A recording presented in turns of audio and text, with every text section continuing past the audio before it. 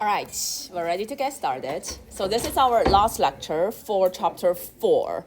So we are taking one step away from like 100% thermodynamic equilibrium and try to introduce the idea of chemical potential. So whenever we're introducing like new things, it always starts from a very abstract lecture, like defining the terms, what exactly are things behind those symbols we're writing on the board, and then talking about the physical meaning of those concepts and then application of the concept. So today is going to be one of those abstract definition and then physical meaning lectures on chemical potential. So let's get started. Now, we have 3 goals today. First, we'll introduce the idea of chemical potential, like what exactly is chemical potential and how do we define it.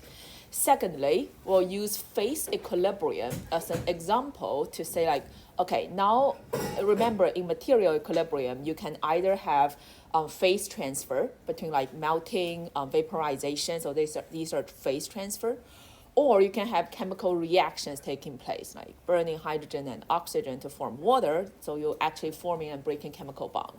So in both cases, the phase equilibrium and reaction equilibrium, they're all part of your material equilibrium. And chemical potential will play a role in both of them. To keep it simple, we'll first introduce the phase equilibrium concept because it doesn't involve like bond forming, bond breaking, and then we'll talk about reaction equilibrium. And chapter 5 will dive deeper into like actual bond forming, bond breaking processes. So, ready? Let's get started for the first thing. What is chemical potential and how is it defined? So in this case, in our last lecture, we end up on, in our previous 2 lectures, we went over the derivation of the set of Gibbs equations. So remember, these are sets of Gibbs equations derived from the first law and second law of thermodynamics, and also definition of your new state functions, enthalpy, Helmholtz energy, and Gibbs free energy. So for these 4 Gibbs equations to be true, we're talking about closed system, reversible processes only, and PV work only, right? So we're talking about system at thermodynamic equilibrium. Means you have both thermal equilibrium, mechanical equilibrium, and also material equilibrium.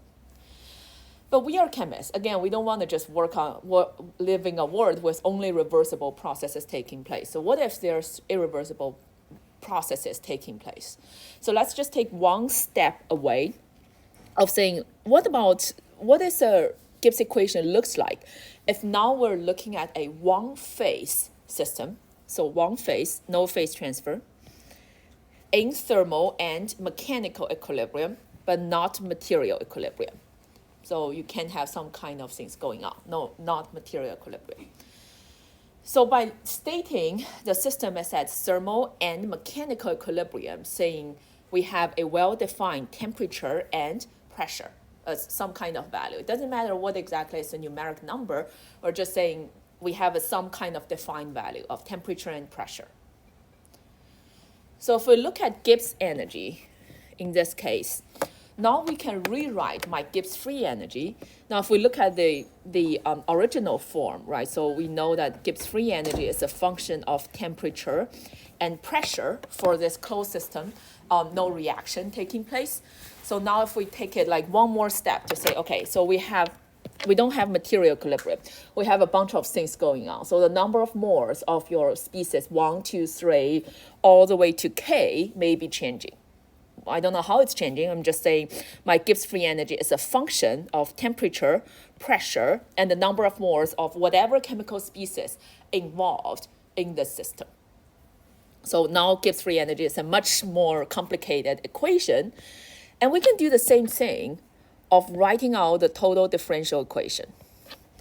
So remember, what are we doing, right? So if we only have 2 functionals, like dz as a function of x and y, you can write it as like partial z over x at constant y dx, partial plus dz over dy at constant x dy. But now we have k plus 2 variables. So in this case, if we want to write the total differential of my Gibbs free energy, we have a much longer equation. But the fundamental is still the same. We're just writing out the total differential. So what does that look like? So the differential of your Gibbs equation or Gibbs free energy now becomes dg equals to partial differential of g over t while keeping p as a constant and also all of your ni as constant. So meaning like all the number of more of whatever species in there as constant, dt, plus partial of g over p at constant t and constant ni, dp, and also a sum of your I from 1 all the way to k. Now we're talking about dg, the partial differential of Gibbs energy, over the change of mole of every chemical species at constant T, P, and also like any other species chemical. It's long, it's a super long equation, but at the end, we're just talking about the sum of all these partial differential equations while keeping everything else constant. All right. And then some of the terms we can simplify. Now, in this case, if we think about the Maxwell relations, or not the Maxwell, the thermodynamic relations that we went over before. Now, this term, the dg over dt, well, pressure is constant, and all the other ni are constant. That's your negative s. Your this one, the dg over dp at constant t, and ni, that's just v.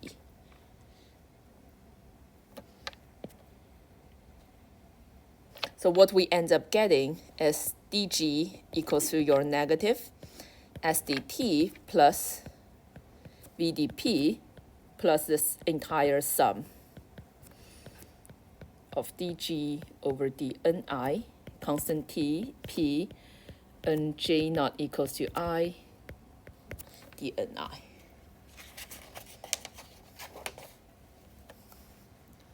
All right, so far so good. We're just, I mean, it looks horrible. I know this equation looks horrible, but what we're doing here is writing out the total differential equations using the basic calculus that we used before. We're just now saying like, hey, we have k number of species in my mixture, and I want to look at the partial differential of each species one at a time while keeping everything else as constant. All right. And then from there, we now can define our chemical potential. So our chemical potential is part of the process of talking about the number of mole of each chemical species is changing in this one phase system. So my chemical potential is defined for this part. Or if I want to write it out, I'm just going to write it with you again. We define my chemical potential, mu I, of substance I. So I'm just focusing on one of the I in this one phase system. So we can say the chemical potential of my substance I equals to the partial differential equation of G over the number of mole, the change of your number of mole of species I at constant temperature, pressure, and every other number of moles of every other species that's kept constant. So for this one phase system. All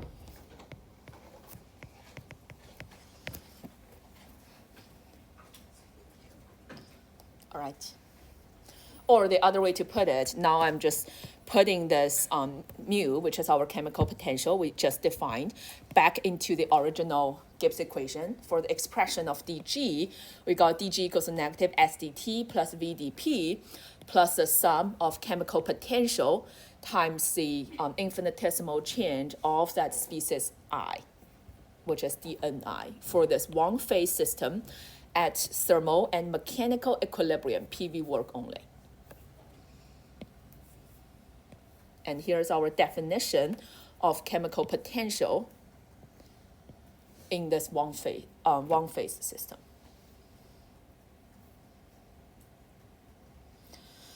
Likewise, since we define my chemical potential based on Gibbs free energy, you can apply that to all the other Gibbs equations because it works the same way, right? So the idea here is pretty straightforward. If we look at one of the example, like for example, DH, like we can ask you to say like, hey, can you prove that for a system, for a one-phase system at thermal and mechanical equilibrium, PV work only, your DH equals to TDS plus VDP plus this chemical potential, sum of chemical potential term.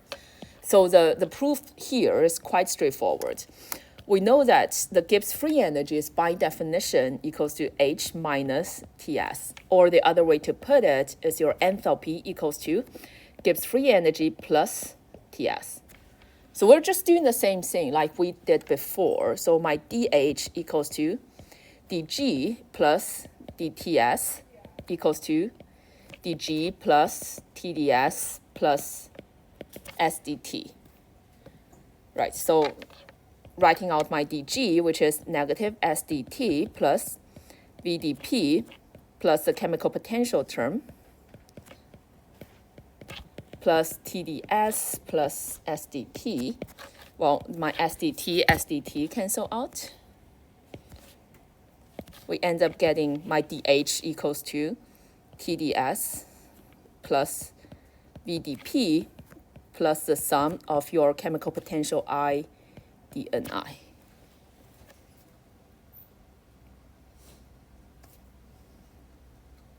All right, so we defined the chemical potential using the Gibbs free energy, but you can do the same with whatever function you like. They're all interconnected with each other. So far, so good. So this one is the one-phase chemical potential. Again, we define the one-phase chemical potential, well, because we care about material equilibrium in this case. And what about, let's take another step forward, right? So we take it one step every time. So the first step is we're thinking about one phase and you have chemical reactions taking place and hence not at material equilibrium. What if we now have multiple phases and then at the same time you can also have chemical reaction taking place? What does the chemical potential looks like? So another step forward. So right now, in this case, we're talking about one phase chemical potential. Now I'm taking one more step to look at multiple phases. So in order to do that, I want to go back a little bit to remind you that our Gibbs free energy is an extensive state function. So the Gibbs free energy or all other state functions, they are extensive state function. What does it mean? So in this case, thinking about a system with multiple phases,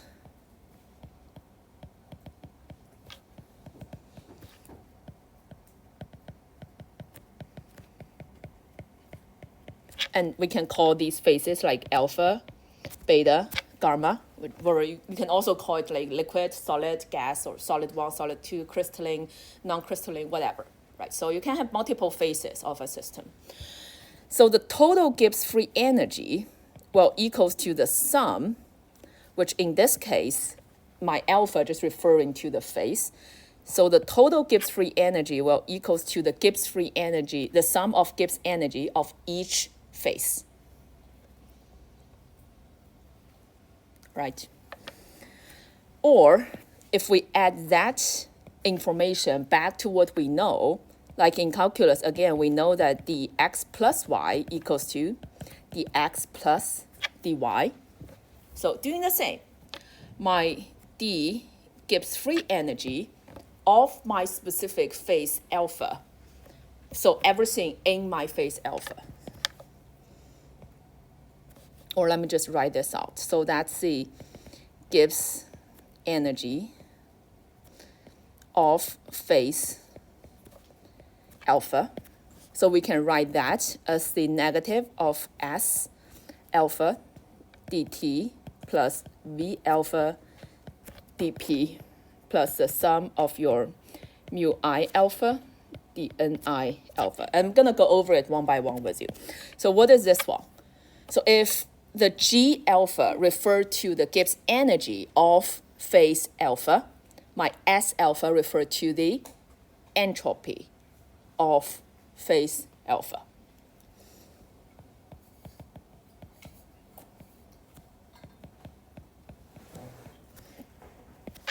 And likewise, this one is the volume of my phase alpha. And the same, right? So on the bottom, we have these chemical potential.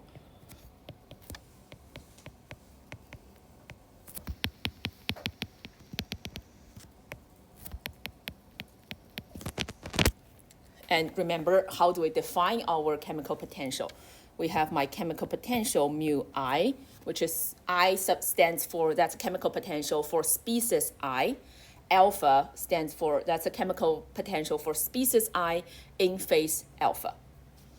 And that's defined as my partial of G alpha over my partial over di alpha T P N alpha J naught equals to I.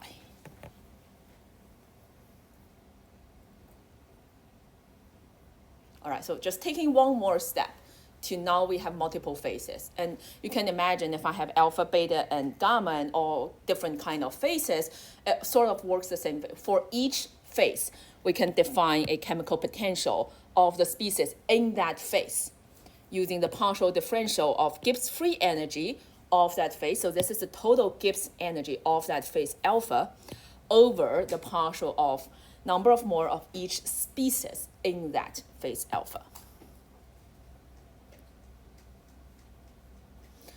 Or if we write out as a double summation, now we're talking about a multiple phase system. Your total delta G will equals to negative SDT plus VDP, and you have a double summation if we have a two-phase or multiple phase system.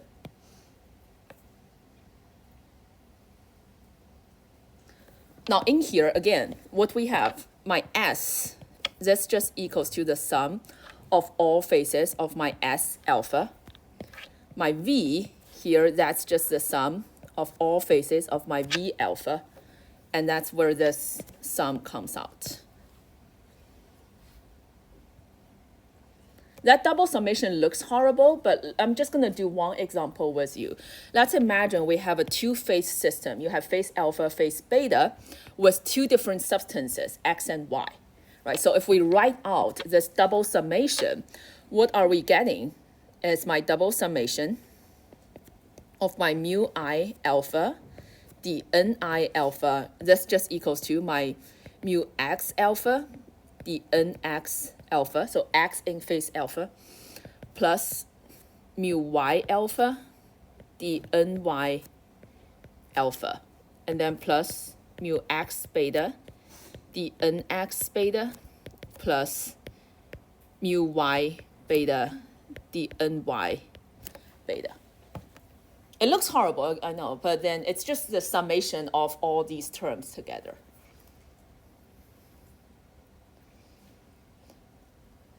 All right, so now we have defined everything. Hope we're good.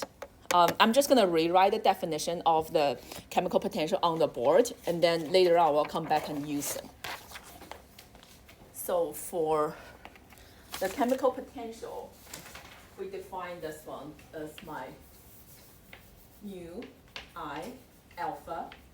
That's defined as my total, the differential of the G in phase alpha over the Ni alpha, while keeping temperature, pressure, and all number of moles or other number of moles of species in that phase alpha unchanged. So thermal and mechanical equilibrium.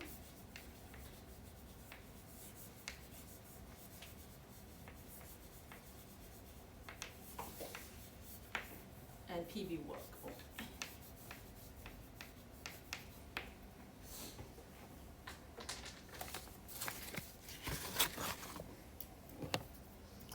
All right. And then from here, again, remember we're talking about material equilibrium. We define the chemical potential so that we can better understand material equilibrium. So let's think about what is happening at material equilibrium. So imagine we are at material equilibrium at constant Tp, what does that mean? So we know that dg equals to 0 at 100% thermodynamic equilibrium at constant Tp. Right, so that goes all the way back to when we first introduced the Gibbs free energy. Remember, we were talking about how does my Gibbs free energy change with respect to time at constant Tp. Right, so we have that curve where you're at equilibrium, your dg equals to 0. Or in this case, if we write out my expression for dg, that equals to my negative sdt plus vdp plus the double summation of all phases, all chemical species, the chemical potential times the infinitesimal change of each species in each phases. We know that dg equals to 0 at equilibrium. At constant temperature and pressure, these two terms go to 0. That's constant T, constant P. So what we're talking about is at material equilibrium. Now this double summation, alpha I mu I alpha dni alpha must equals to 0.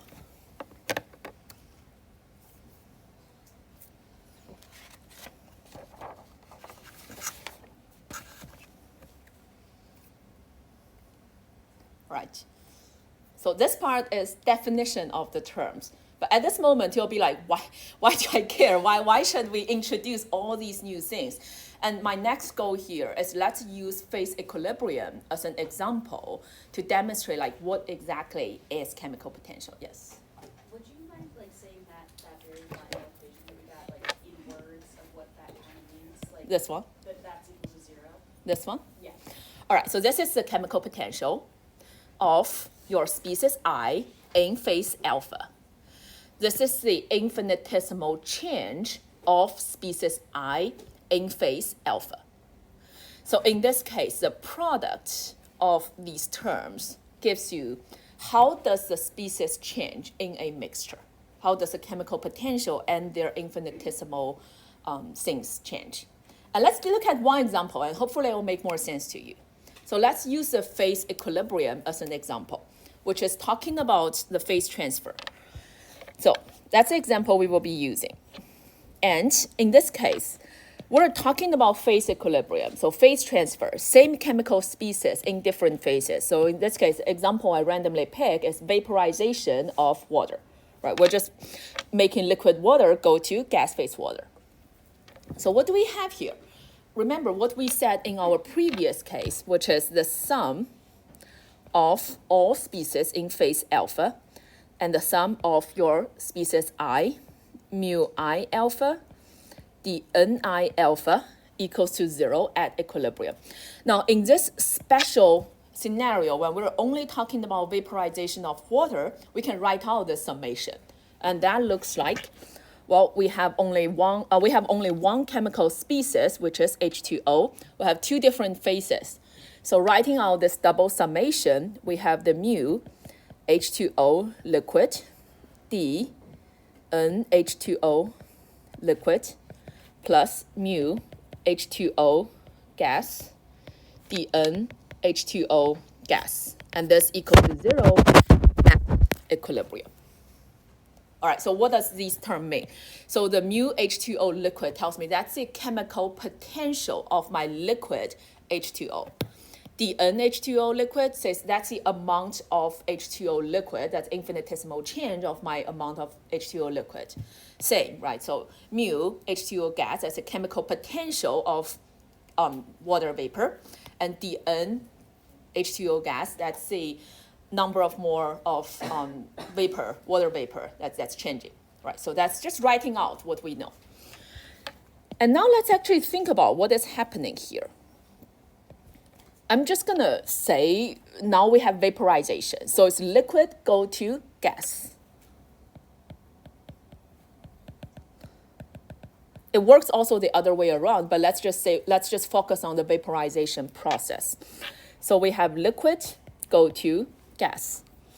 Or the other way to put it is my DnH2O without specifying its phase. That's telling me that's a number of more of H2O flow from liquid to gas. It's vaporization, so it's from liquid to gas. All right, so what's the sign of each like DnH2O liquid and DnH2O gas? So what's the sign? So this number of an H2O, so let's say this one is a positive number. I'm just taking the actual like value of the amount of H2O that's being transferred in the process. Now your liquid is losing it. It's vaporization, right? So we're transferring the amount of DnH2O from liquid to gas.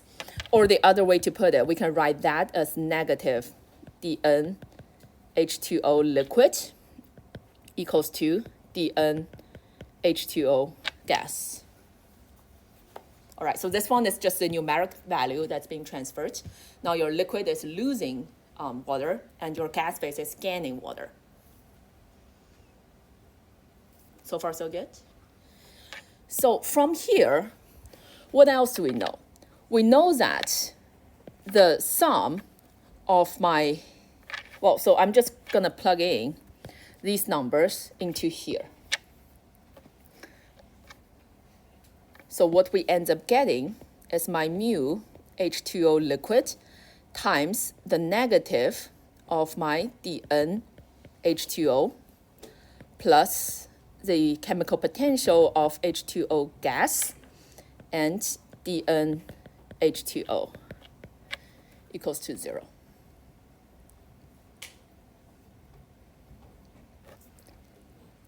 So far, so good?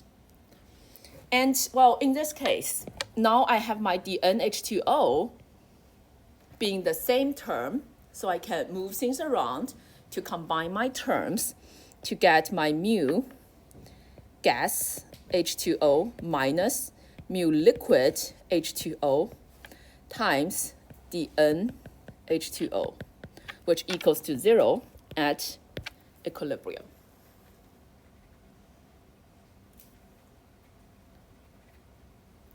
So far, so good? So at equilibrium, what do we have? Now, in this case, we know that even at equilibrium, you still have infinitesimal changes of H2O flowing between your two different phases. So in this case, what we're deriving is saying my mu J beta equals to my mu J delta, or we're talking about phase equilibrium between beta and delta. So in this case, my beta and delta are my liquid and vapor phase.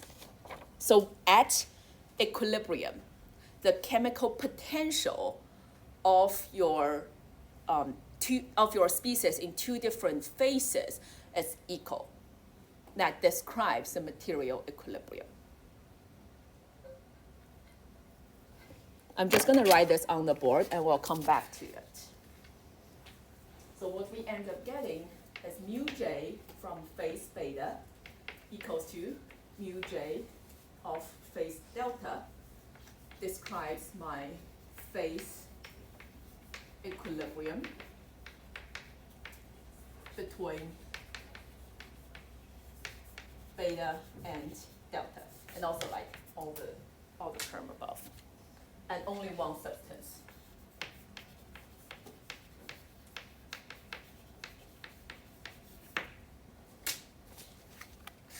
All right, so that's equilibrium. So this one is just writing out what exactly is in the definition and talking about what is happening at equilibrium for phase equilibrium transfer. And now, obviously, we want to move to what about irreversible phase transfer, right? So in this case, if vaporization is taking place at normal pressure, 100 degrees Celsius, and it's reversible, we're talking about vaporization with material equilibrium. Now imagine we have irreversible phase changes. Let's say your vaporization is taking place at 5,000 Kelvin, So it's way above your boiling point. So it's all vaporization, irreversible. Again, what do we have? For irreversible phase changes, we know that dG equals to negative SDT plus VDP, and the sum of your chemical potential plus your dN alpha term. So for irreversible changes, what do we know about dG? For the constant temperature and pressure processes, for irreversible processes of dG, what do we know about dG? This is what we did before, right? So you have Gibbs free energy, you have time, and at constant Tp, it looks like this. So at equilibrium, we have dG equals to 0 at equilibrium, and prior to equilibrium, my dG is negative, positive, 0? Anyone? Negative, right? So what we know is dG is negative, or in this case, dG is smaller than this, negative SDT plus VDP. Or this one is a negative term.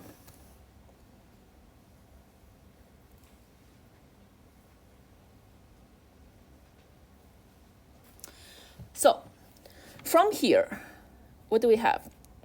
Let me just rewrite this double summation of mu I alpha. The Ni alpha is smaller than 0 for irreversible phase changes. Again, now we go back and do the same analysis that we did for your liquid and gas phase. What we have? Well, first we write it out. We have the mu H2O as a liquid, the NH2O as liquid, plus mu H2O gas, the NH2O gas, and that's smaller than 0 for irreversible phase changes. And like what we did before, we were talking about a vaporization.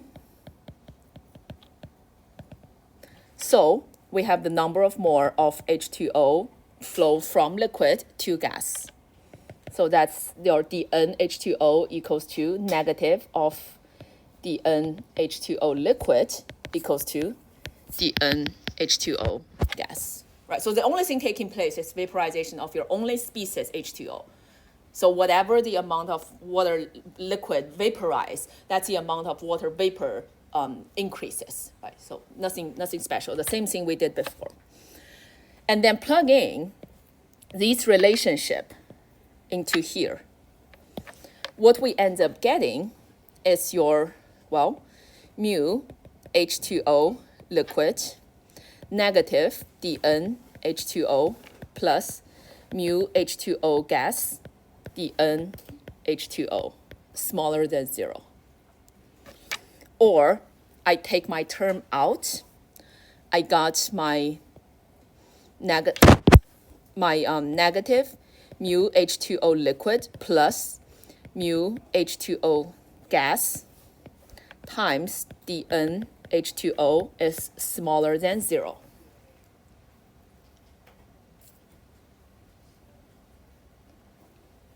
Doing good? Now, think about this one more step. Again, we know that this is just a number, right? That's just a numeric number of the amount of H2O being transferred between your two phases. So this is always positive. So that means for this irreversible phase transfer between my liquid to gas, which is an irreversible vaporization, we have my this term to be larger, this one is larger than the gas phase. Well, this minus is okay. So gas plus liquid is smaller than 0. Or gas minus liquid is smaller than 0. So your liquid must be larger than your gas. All right. So putting it in wording, what do we have? We have the substance J, which in this case, this is my H2O. The substance J will flow spontaneous from a phase with higher chemical potential, which in this case, my higher chemical potential is my liquid phase, to a phase with lower chemical potential, which in this case, my beta is my gas phase.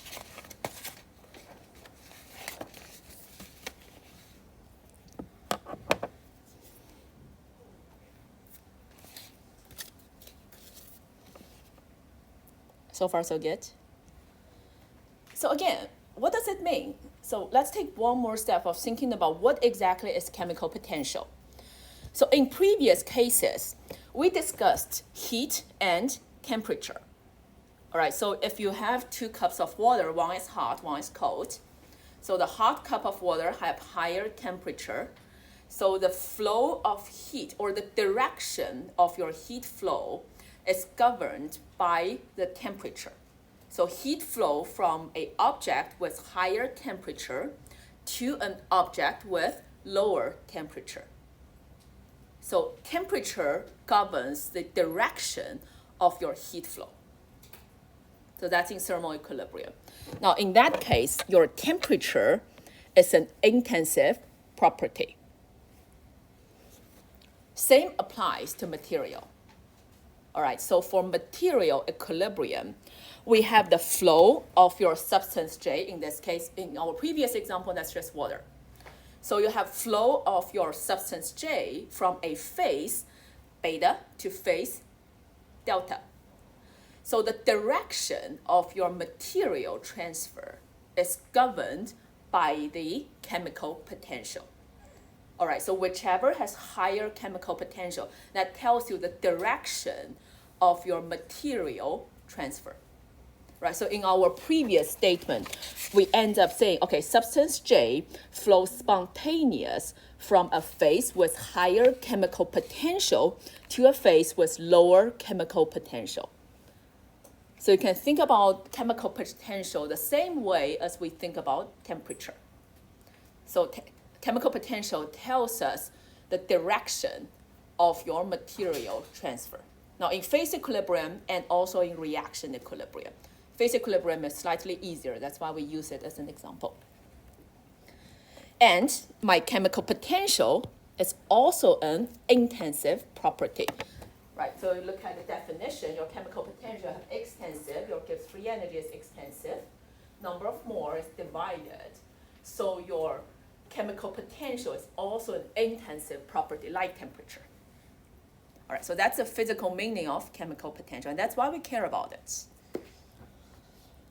Or at the end, let's finish. I know I still have 13 minutes. I haven't talked about reaction equilibrium. But for phase equilibrium, I'm going to end with here, right? So in a closed system, a thermodynamic equilibrium, the chemical potential of any given substance is the same in every phase in which the substance is present.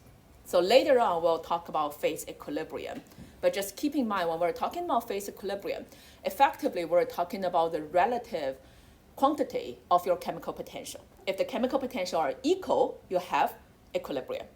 If one is larger than the other, now you have material transfer from the higher chemical potential to lower chemical potential, so that we can reach equilibrium at the end. Yes? Can you give us a physical example of this? Of what? This one? This last one. The last one? This one, well, if you think about the triple point where your solid, liquid, and gas phase substances are all in equilibrium with each other, that's a triple point. That's the definition of triple point, the coexistence of your 3 different phases. How to translate that into this statement? Let's just say I have this substance, smiley face. I know it's a very ugly smiley face. And we're talking about it in equilibrium with your solid phase, liquid phase, and gas phase. So what do we know from this statement? We can translate this into the chemical potential of smiley face in solid, of the chemical potential of my smiley face in solid, the chemical potential of my substance smiley face in phase solid equals to the chemical potential of my smiley face in phase liquid and the chemical potential of my smiley face in gas phase. So it's just talking about things are in material equilibrium. It's pretty much the same of saying these have same chemical potential. They're interconvertible. Material equilibrium, chemical potential are equal. All right. Okay. Any questions before we move on? No? Okay. Next one, reaction equilibrium. So this part, I'll start by defining or given chemical reaction a more sophisticated define.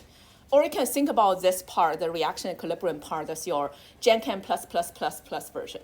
All right, so in GenChem, you all learn stoichiometric. And in physical chemistry, I want to translate that stoichiometric you learned in GenChem into like physical chemistry language. So GenChem plus, you already know it, so don't get frightened by it. Now, thinking about a general reaction, so on the left-hand side, let's say I have A, big A plus B, big A. So on the left-hand side, I have reactants, which is my A1, A2, all the way to AN. And on the right-hand side, I have my product, your AM, AM plus 1, etc., etc. On the left, before each of your reactants, you have a coefficient, which is your A, B, etc. On the right, likewise, you have several coefficients, which is E, F, etc., etc. So now I just want to move everything to the right. So basically, I want to move all my reactant to the right. So on the left-hand side, I just have a 0, which is nothing. I'm just rewriting that equation into negative A, A1, minus B, A2, and plus EAM plus FA, M plus 1, etc., etc. So the whole purpose here is we want to have one stoichiometric number that works for both reactant and product. So from this new moved reaction, we can then define a stoichiometric number, which is mu I. So it's negative for reactant and positive for product. So in this case, what's the stoichiometric number for my reactant A1? It's just negative A, right? So we can write my mu 1 equals to negative A, mu 2 equals to negative B. And then positive for your product.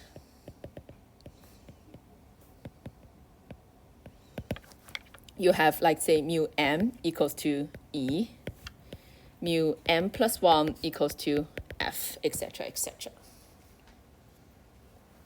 So because we moved everything to the right, now we can rewrite this entire thing with a nice little summation. So a chemical reaction is just the sum of your stoichiometric number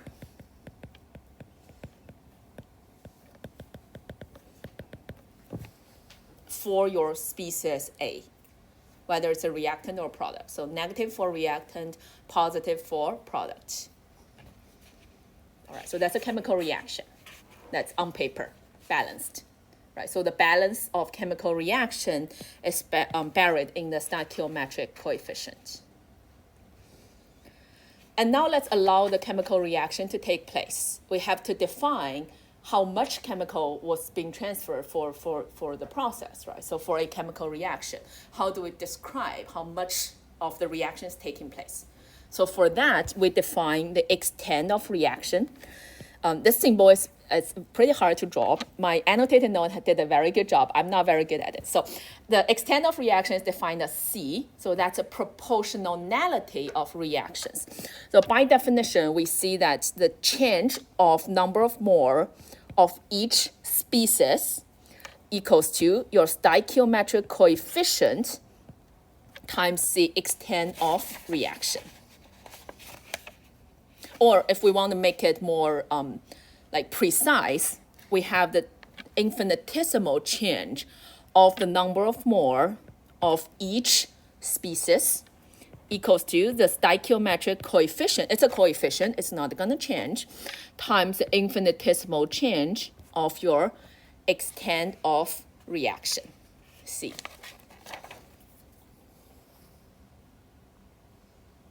All right. So I'll skip this example. This one is just, again, it's just your GenChem plus version. Like if you read it, it's a reaction. And suppose initially you have certain number of more of NH3, certain number of more of H2, and certain number of more of N2. And at a later time, we're telling you that how much number of more of H2 is present and ask you to find the C of the reaction or the extent of the reaction. So you have the number, it's just your GenChem. Just use our PChem vocabulary and redo your GenChem problem. But from there, again, what we care about is now we have this expression telling us or describing how does the number of mole of each chemical species is changing. So I'm just going to rewrite this. So that's the change of number of moles of species I. Now your mu I is the coefficient of I.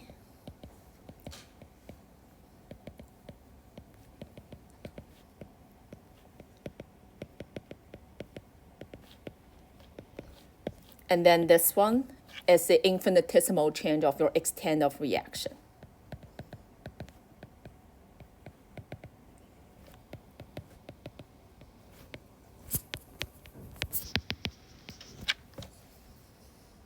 All right.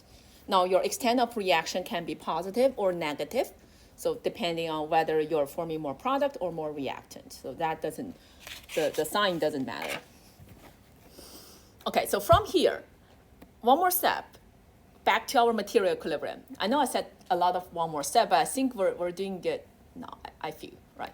So when we're talking about chemical reaction equilibrium, so back to our original statement, we were talking about this term to be zero.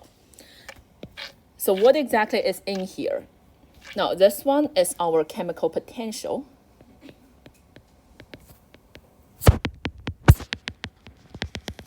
Of your species I. And then the first one is our stoichiometric coefficient.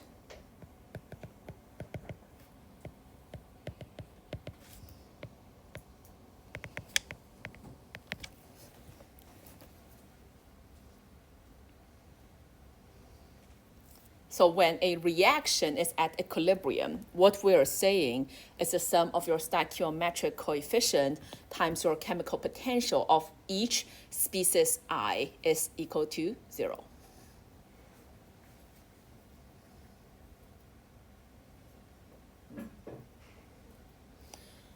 So taking it one last step, I promise you this is the last step. We have the Gibbs free energy of our chemical potential. So this is where we begin with. That's your dG equals to negative SDT plus VdP plus the chemical potential term times dNi. At constant Tp, which is your normal chemical reaction at a certain temperature, certain pressure, we can rewrite your dG at constant Tp to be the sum of your mu I dNi. We also know when we define the extent of reaction, we know that the Ni equals to mu I times the extent of reaction. So at the end, we can rewrite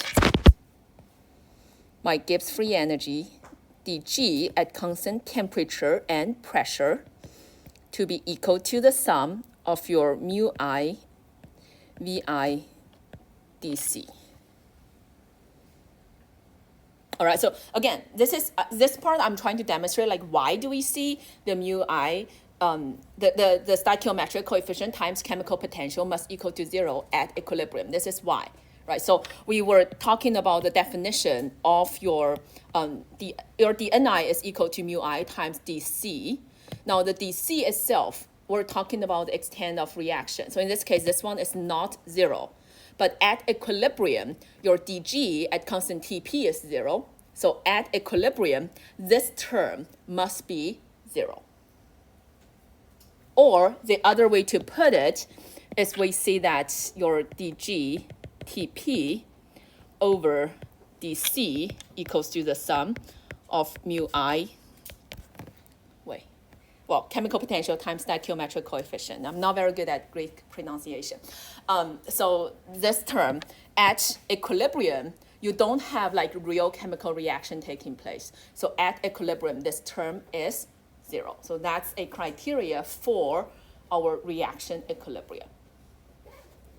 All right, so later on for the entire next chapter, we'll spend a lot of time of talking about how do we safely find delta G of a reaction by looking at thermodynamic table. So in our next chapter, we'll talk about thermodynamic table, where those numbers come from, how to use those numbers to predict equilibrium of chemical reactions. But this is the link between our thermodynamic equations and the thermodynamic table. So next entire lecture is talking about reaction equilibrium and thermodynamic table.